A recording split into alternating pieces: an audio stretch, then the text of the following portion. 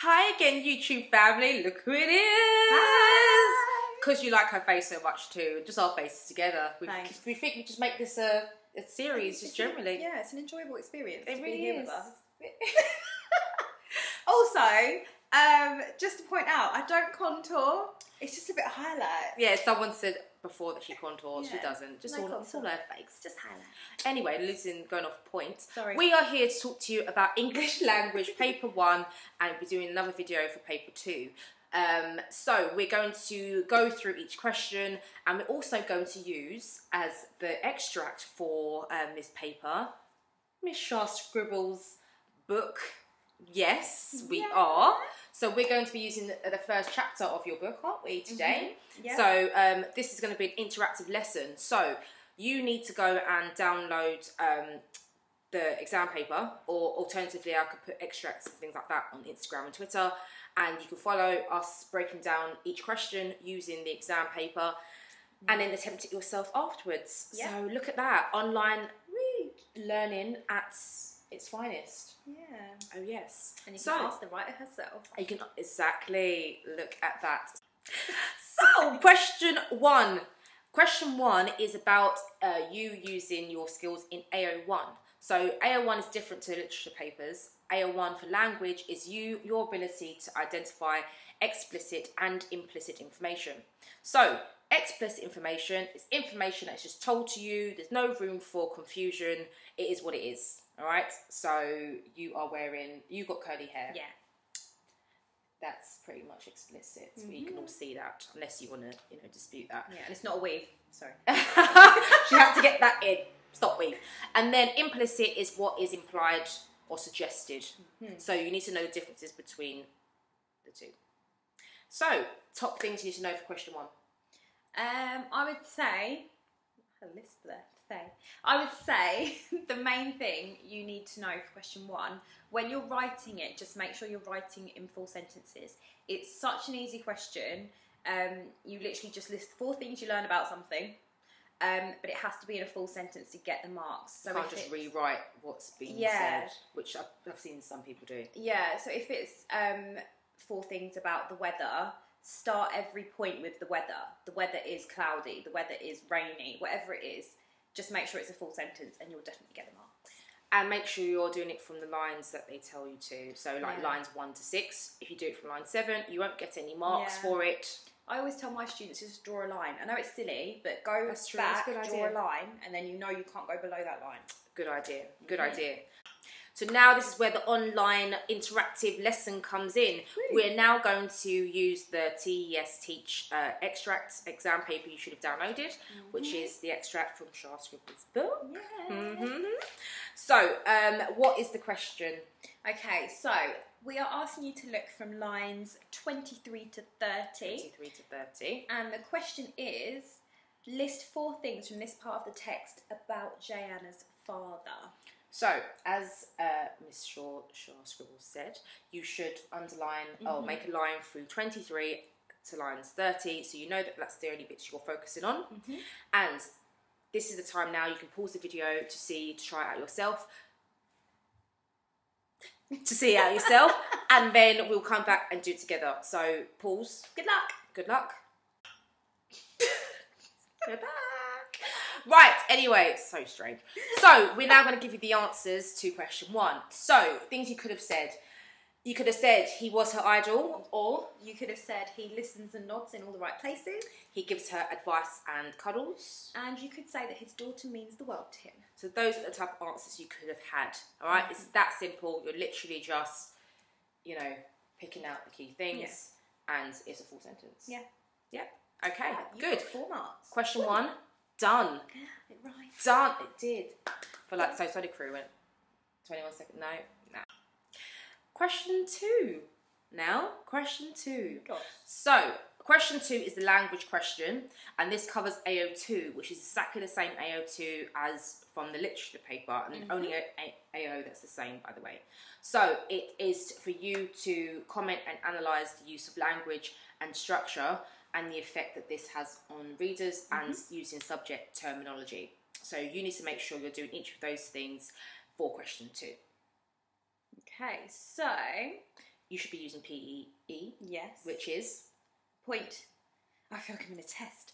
Point, evidence, effect. Effect, exactly. I think it's easier to say the effect rather than explain, because when you just explain and you don't analyse. Yeah. So, give a point, I would say try to get subject terminology into your points. So the writer uses a metaphor, or the writer uses words and phrases, that type of thing within your point. Then give your evidence, try to make the quote short and sweet and embed it if possible. Yeah. And the effect that the language has in relation to the question, not just generally, in relation to the question. I would say try and make sure you get terminology in as much as possible, even if you're unsure what it is. Now, if you don't know whether it's a simile or a metaphor or personification, just say figurative language. You're still using terminology, so you're still unlocking the top part of the mark scheme, but you're avoiding actually saying specifically what it is. Teacher hacks with sharp scribbles. Yes, so that's definitely where you could do it. So you've got subject terminology, talk about the reader, the effect language has on the reader, and explore like kind of the connotations of language if you want to look at the kind of effects and effects it has on the reader. Yeah. So yes, that's a question to break down. Break down. Break it down now. Wow, this is my friend. Yeah, I suppose so. Okay. We are back. Hi. Just have a little chat. Little chit. Right, so now we're going to look at question 2. You need the extract exam paper in front of you again. Okay. So for this question, you are focusing on lines 8 to 18. And it sometimes gives you a little box with it. Yeah, it is reprinted. I mean, you never know. But you never know with AQA. Yeah. So... literature. But it is, it should be reprinted in your exam paper, so you don't have to look back at the full source. You just look at what's in front of you, which makes if it it's not, easier. just go find it. Just go find do it. Your box. Do your own box. Right. So for this question, we are looking at 8 to 18, as we said. So this is from the bit where she says, "You look worried." Her father says, "You look worried. What's wrong?" And ends with, "Worried about something." Yeah. So this question is, how does the writer use language to present the relationship between Jayana and her father? So, again, we're going to pause. Maybe not in the same, maybe in a different pause. To give you time to try and work through it for yourself, and then we're going to go through some possible answers you could have had. Yeah, try and find 3 to 4 things, I'd say. Yeah. I agree. Okay. Pause. Go. And we're back. Right. So you realise that we are kind of sad, but we like it because it just, being normal is boring. Yeah. I mean, my students know exactly what I'm like. This is me in the classroom. Same. Sorry, kids. It's all good. It's all good. Yeah. Right. So here we go. Possible answers you could have had for question 2. Again, should have been looking at lines 8 to 18. If you didn't, then oh dear. Oh dear. Right, so possible answers. So you could have started off with the beginning bit where it speaks, her father's questioning her. So you've got the use there of questioning. And here it kind of shows the concern he has for his daughter. It shows that they have this relationship of support. And obviously as a father, you can look at the connotations of a father and what we associate with a father in a sense, and then, linking that to the fact that by asking these questions, it's showing us that he's trying to, be that kind of supportive role for her within their relationship. Yeah, definitely. You've also got the line straight after. Jayana made sure that her face showed nothing but calmness, even if she was faking it. So you've got the fact that she doesn't want him to worry. So I think that kind of emphasises their relationship, because clearly they've got a strong bond and they don't want to worry each other. So yeah, it kind of emphasises the fact that she kind of doesn't want him to worry and wants to be able to kind of get on with things on her own without him being concerned about it. Yeah, I agree. Then you could look at sentence form as well for this question. So I'm looking at the declarative sentence where it goes, their smiles were a carbon copy of each other. So I think that's quite a nice statement there. It suggests that they're identical, like everything about them is identical, and it not only talks about how they're identical in their looks, which is described in the description above. Description is another thing you can look at. It also shows they're identical in regards to emotionally, like when he, you know, when she feels something, he feels it too. Yeah. So they're carbon copy of each other. So when he does use that question at the beginning, it kind of links with this, you know, use of this declarative statement here to really, you know, show the reader that this is a statement they're making about how strong and how identical they are as people. Yeah, within the relationship, I suppose, as well. Yeah. And then you could look at... Oh, sorry about that. They've Probably come to heard. get us. Oh dear, probably. Right, and then you could also look at, I think the verb belonged is quite a nice one to look at. Yeah. I think it means the idea of having ownership over somebody else. But I feel like within their relationship, I don't feel like the father wants him to have that ownership over her. Yeah. You know, even though in regards to their looks, they're carbon copies of each other, they look alike, everything else, it doesn't feel that, you know, he says at the end, he made sure that Cheyenne was aware it didn't matter. Yeah, so, you know, yeah, he wanted her to stand up for what she believed in and what she kind of feels she belongs to. So it shows that their relationship's kind of open, I would say, in a way. It's almost like kind of ironic because of the fact that belong means, you know, ownership over someone. She's clearly his daughter, and you see that with their description in there, the carbon copy. But that whole kind of phrase, he made sure that Joanna was aware it didn't matter. You know, he's proud that she's his daughter, but he wants her to kind of branch out and stand up for herself. And yeah. So there's a few things you could have looked at. So you could have looked at the use of questioning. You could have looked at the use of words and phrases. So that belonged and the phrase about nothing but calmness. Yeah. You could have looked at the description of how they look alike and, you know, picking out the word classes and connotations of those. And sentence form. So use of declarative sentences or, you know, interrogative sentences, all of those type of things you could look at for this question. Yeah.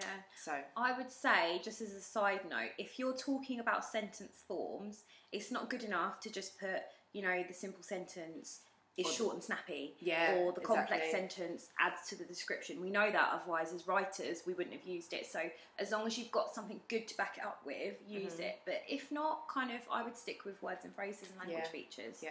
You're still going to get the marks for it at the end of the day. Yeah. Okay, so that's question 2. Done. That one didn't rhyme. No. Right, so question 3. What is this? I'm doing that again. Question 3. Right, so seriously, question 3. Right, so question 3 is a structure question. I think so many people just kind of freak out when it comes to this question. Yeah. But I kind of like it. I like it too. Right, so structure question is all about you looking at how the writer has decided to, you know, structure the text to make it interesting for you as a reader. So that's the question that you would usually get for this question. And you'll be asked to look at the whole source. So you really won't be asked to look at a section, you look at the whole thing as a whole. Yeah, it's the only question that does this. Exactly. So make sure you use the whole thing. Exactly. You get the chance to, so do it. Yeah. Right, so you should look at the beginning, the middle, and the end. If you can't do anything else, you make sure that you do beginning, middle, end. That's the main thing. Then you could look at, you know, how it starts. So sometimes it'll start with setting or introducing a character and all of those type of things usually. Yeah. And then you look at how it shifts. So how does the focus shift onto something else? And why does it do that? So I think that's the one thing most students forget is they can say, okay, yes, it begins in this way, give evidence, and then effects nowhere to be seen. Makes the reader want to read on. Yeah. Not or just straight move on to the next part. No, PEE. So give a point, use subject terminology. So even if that means zoom in, zoom out. Yeah, these are words. Yeah, beginning. My kids know. I'm like zoom. You know, even beginning, changes, you know, focus, shifts, all of these are still words, it's all terminology. Yeah. All right, so don't feel that, you know, you need to be using all kind of big fancy structural devices. Yeah. And you don't even need to talk about like verbs, nouns and adjectives. Don't bother, just talk about, you know, character, action, setting and dialogue. Exactly. Those are the 4 main things. Exactly, because all of those other things, really, you don't want to get, it's language and you don't want to be doing that because it's structure. Zoom. So make sure you look at beginning, middle, end. But yeah, you're doing PE. So how does it start? Give evidence, and then talk about the effect. Why has the writer chosen to use that beginning or start, for example? Why have they decided to switch the focus onto something else? And why have they decided to end it the way they do? So always just ask yourself why. So what? Why? I always say to kids, oh, they've done that. So what? Tell me, what? So what? I constantly do. I'm like, why? Why? You know, like a 2-year-old, they always ask why. That is what I do. Why? So just imagine us in your head on this structured question when you give, you know. Is it weird?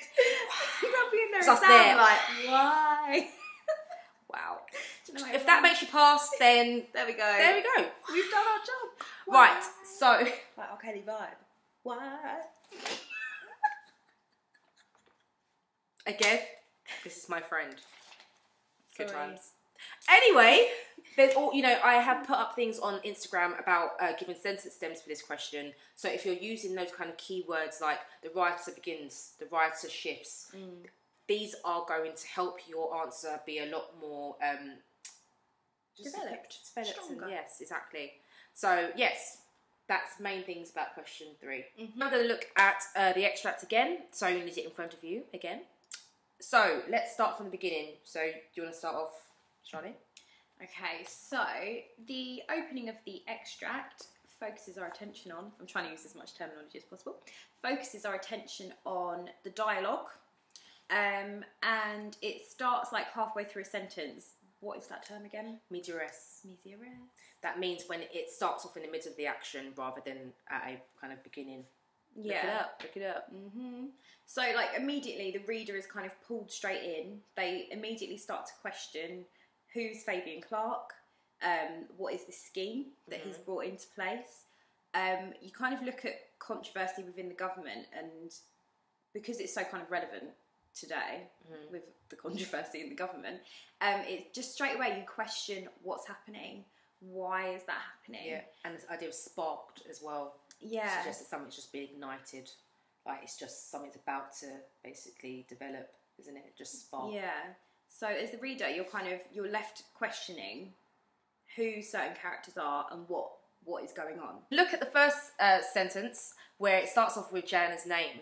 So immediately we know she's the main character. We know that she's the protagonist in this story, which I think, you know, is, and it just describes in that first paragraph, second paragraph, how, you know, she's just doing everyday things. She's just in the living room with a tea towel in her hand. So we know that, you know, her daily life is just kind of like yours, in it, everyday teenager's kind of life, it seems. Yeah, so we identify with that straight away. Definitely. But then, you know, linking it back to the first paragraph, it's like our government today, you know, and as young people, it's the idea of you have to still carry on your everyday lives, but there's so much kind of controversy going on around you. Yeah. So, yeah. Like, it will directly have an impact on you, so. And then you've got kind of she didn't mind at the end of that paragraph, so you start to kind of build, I was about to say a sense of trust. It's not really trust, but it brings out that she's clearly quite a caring character. So you begin to care about her straight away. And again, the whole thing just links back to the first paragraph, and you think, okay, what kind of connection does she have with the bigger picture, with these exams? Yeah.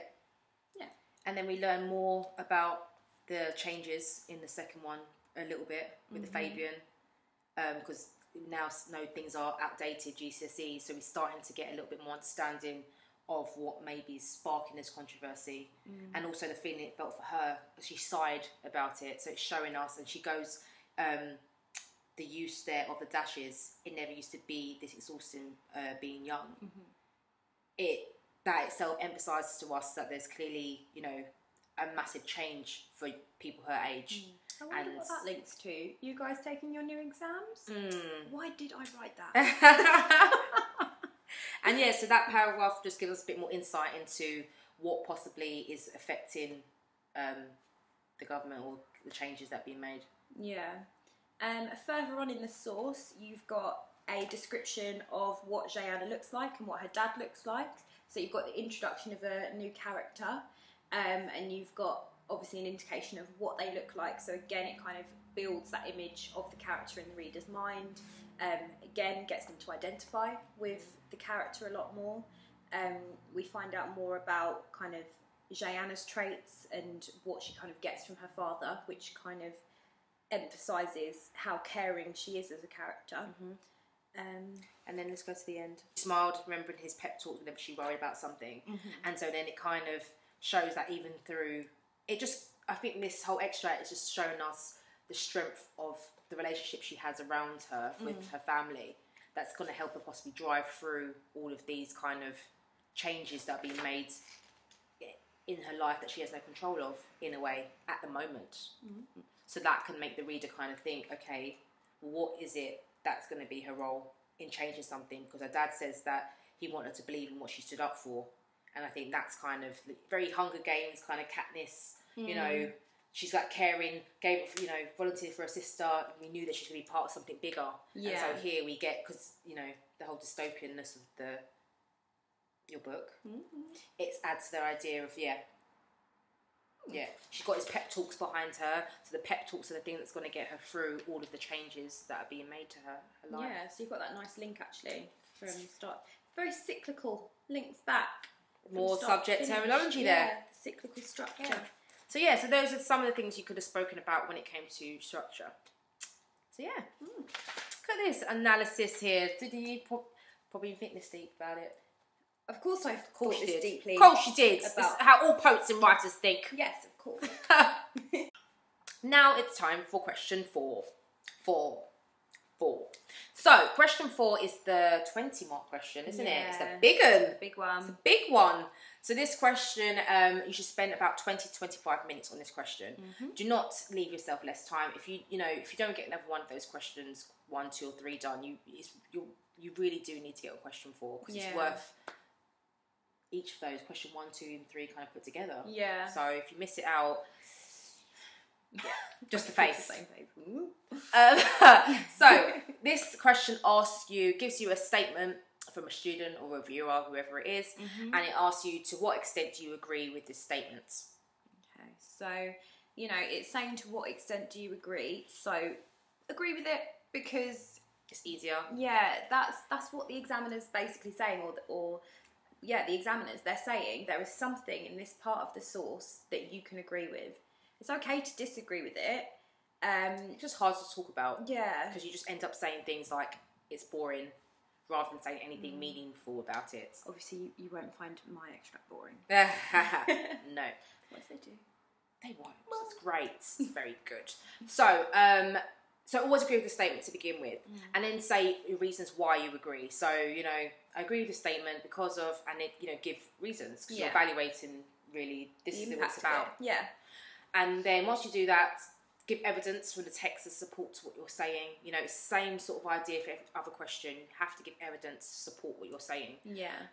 And then you have to now talk about the methods that the writer has used and how successful they are in proving the statement itself. So, for example, language and structure should be spoken about here when it comes to methods. It's basically a combination of questions 2 and 3. Exactly. Rolled into one. The paper has led you to this point. Yeah. Okay, so question 1 is usually about comprehension, 2 is about language, 3 is about structure, and then you talk about all of that in question 4. So it's kind of building you up. So you can, use this kind of points you were using before in question 4, but you're looking at how successful you feel those methods were in proving that statement you have been given. Yeah. So start off agreeing, reasons why, give evidence, talk about a method that's being used, and how successful it is to us as a reader in proving the statement. You always have to be answering the statement, always. So, in the statement, you will be given some form of emotive word to link everything back to. So, make sure you read the statement a couple of times to double check you've got the right emotive word.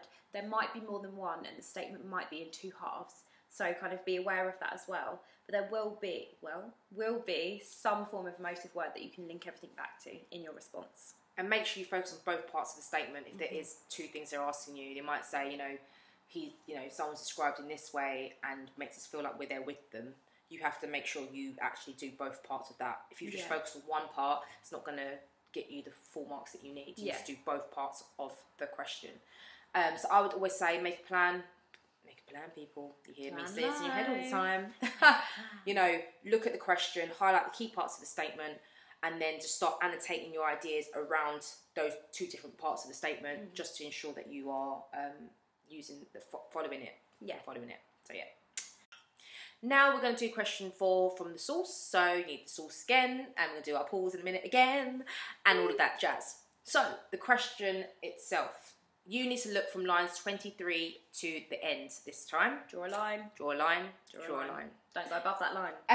So the question, a student having read this section of the text said, the writer conveys the strong bond between Joanna and her father.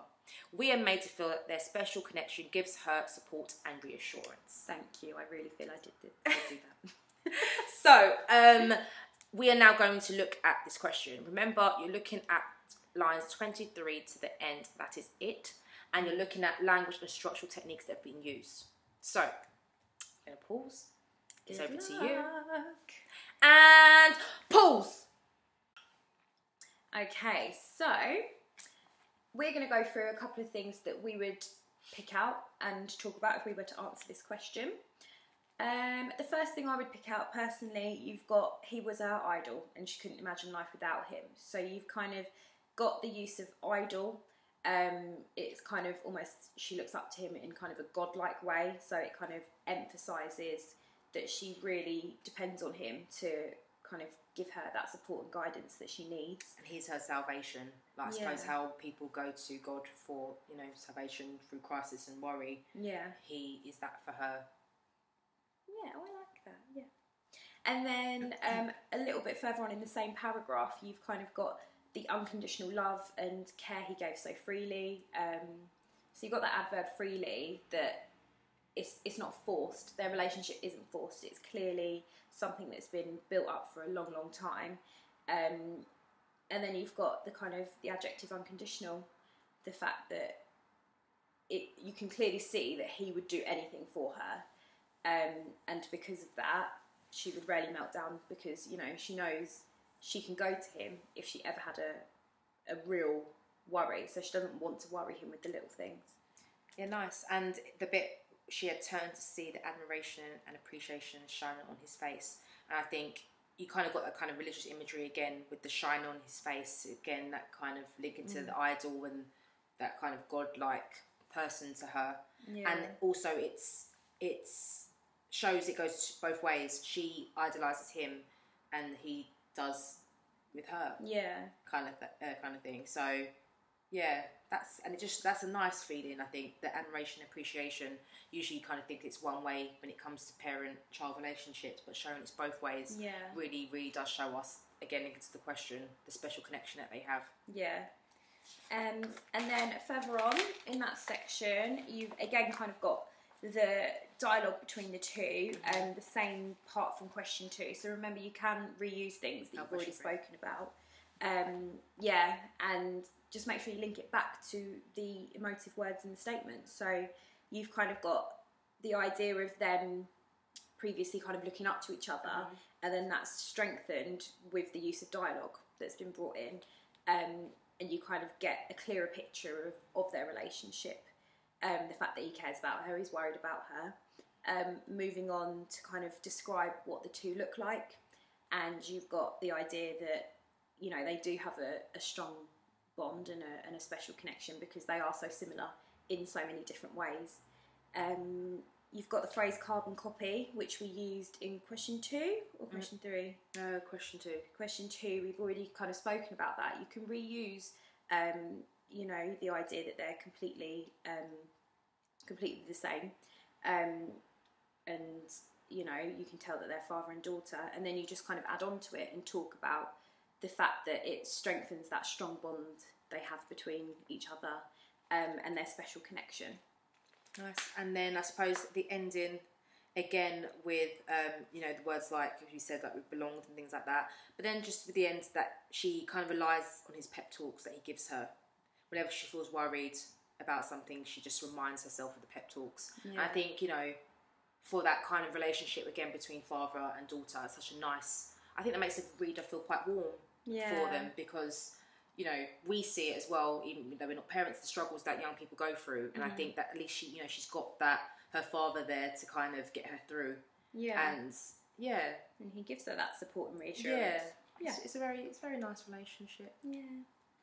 So yes, did you get any similar ideas? Did you? Did you? Did you not? Maybe leave it in the comment section. Yeah. See?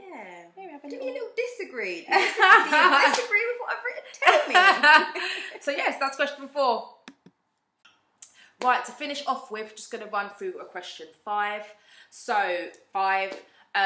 This question is the writing section of the paper, so it's different from questions 1 to 4. This is all about your ability, writing ability. Yeah, you're given 40 marks for this question. It's 24 marks for your content and organisation, and then 16 marks for your SPAG. So the first 24 marks is about your what you write, and also the structure of your writing. Are you using paragraphs is the basic one they're looking for. Yeah. And so many of you are not using paragraphs. Please use them. You do not want to go down a level because you're not using paragraphs. Yeah. It's just one long speech. So I remember tip top. So big T, P, T, P. You use paragraphs for change of time, place, topic, and person. So every time you have one of those, change new paragraph. Okay? Make sure you're using ambitious vocabulary. Yep. You're awarded marks for that on AO5 and AO6. Yeah. So you need to make sure you do that. Yeah, definitely use the source to help you, because it should be in some way linked to question 5. It might not be, because we don't know what AQA is going to do, but typically from what we've seen with the specimen papers, the source is linked in some way to your question 5. So it's okay to use some vocab from it, just don't steal whole paragraphs, obviously, don't be silly. And look at the structure of the source and use that to help you as well. There's no harm in that, just don't steal the whole thing. You won't get marks for that. 2 seconds, they're after Charlene again. What did I do? Also remember that sentence structure, your ability to be using different sentence structures. Can you use, simple, complex, compound, minor sentences for effect? Are you using ambitious punctuation as well? So yes, you're using full stops and commas, but can you use semicolons and colons and ellipses and all of those things? Yeah, that's really important, guys, because off the top of my head, from the mark scheme out of 16, you can't get past, I think it's 8 or 9 without varying your punctuation. And just try, it even says, you made an attempt. Yeah, makes an attempt, not always accurate. It doesn't matter if you don't get it completely right. They just want to see that you're attempting it. So please do attempt it. And vary how you start your sentences, rather than he did this and she did that and blah blah blah blah blah blah blah. Start off with an adverb. Oh, just got my hat. Sorry about that. So start off with an adverb. Start off with like a present participle, verb ing, or had ones like 2 adjectives, and then preposition. So where something is. Yeah. Over in the distance. Yeah, just starting off in different ways. Car after Charlie. Yeah. Just start off in different ways. Don't just start off in the same way every time, and that helps you write different forms of sentences anyway. That helps you write complex sentences and stuff. And what else to know about question 5? A lot of students ask me how much they should be writing. I would say typically a teacher or an examiner knows where you are after about the 2nd page of writing. So I would just try and hit 2 pages. Yeah. In paragraphs, I would just try and hit kind of 2 pages. Most students can, some do struggle. If you are one of the students that struggles, try and hit 2 pages. And please make sure you plan. Please. Because you can get marks based on your plan if you were to run out of time. Not if you've written, 5 pages and half a novel, but if you've only written, a page and a half, and you've run out of time, they can look back, they can see where you were going with it and give you a couple of extra, help. Make sure you're using language techniques as well, Yes. Metaphors, similes, personification. Try to get in 2 each paragraph, I would say, at least. That should be like a minimum. And 5 sentences. And sentences as well. Yeah. And think about your structure. Try to have interesting structural devices used. Maybe you might have a flashback, or do not end with "it was all a dream." Please do not do that. Honestly, I think every examiner every teacher hates it, and it could be such a nice story, and it's like it was a dream. And then it was a dream. No, just don't. Read Word Up magazine. Salt and pepper again, heavy and sea. And this is my friend. Right, but yes. So yeah, so don't end off with end like that, please. It just doesn't. It doesn't. It's no. We don't Unless appreciate you're it. don't do it. There you go. So yeah. So I think that's it. Grand. Okay, we're all done with paper 1 now. I hope that was helpful. You can head over to my Twitter and Instagram and the TES Teach space to find resources to help you before the exams, and also to download the practice paper with this one's extract. Yeah, and if you liked it, a little plug on your page. If you liked it, head over to charleneshaw.com. You can actually read an extract from the book, and you can request for more of an extract as well if you want it. So some of my students actually really enjoyed reading it. Oh really? Hi, Miss Constance. You guys know who you are. Thank you. Make sure you subscribe to me. Yes, head over to Shah Scribble's channel as well, and her Instagram and Facebook and Twitter and everything. And yeah, and we'll be back very soon, hopefully. Yeah, paper 2. Thank you for joining us again, and thank you for all the lovely comments, because we do really appreciate them. Yeah, we do. It makes us happy. Makes us all warm inside. Bye now.